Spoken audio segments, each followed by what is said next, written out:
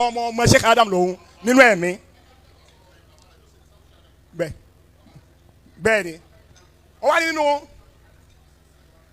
wá nínú wàsíyà tí ọ̀kan náà àgbà àfà nínú àwọn àfà wọn àti Professor Makari ó sọ fáwọn pé gbogbo ẹ̀yin tẹ́ jẹ́ professor gbogbo Kaduna gbogbo professor gbogbo tẹ́ jẹ́ wà ní Zaria tẹ́ jẹ́ professor pé gbogbo yín ẹ jẹ́ sí Adamu gbèsè ọmọ sí Adamu ní gbogbo yín Hausa ní sọ kí a sì rábọ̀ lẹ́nu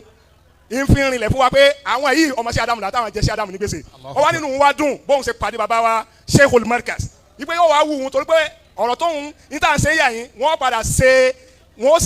ìfẹ̀rọ̀wérọ̀ pẹ̀lú òun ní BBC London ó wá wù ú kí gbogbo tí baba Sheikhul Markaz bá sọ níyà yín ká bá wọn tú sí èdè Hausa kóun ò lè gbọ́ yé dáadáa torí pé wọ́n padà báwọn sọ ní BBC London nípa ọ̀rọ̀ tí baba bá sọ.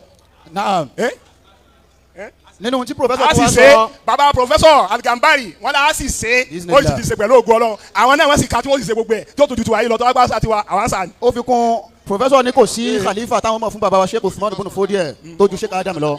nítorí pé baba Sheikh Adam ni wọ́n yẹ ìtàn Usman ibn Fodiye nínú tírà baba wa ń sọ gbogbo khalifa Usman ibn Fodiye lẹ́ni Sheikh Adam ni. ẹ̀yin náà ti gbọ́ Hausa. wọ́n ní tí abẹ́tí mùdúrú bá ti wá sọ̀rọ̀ tán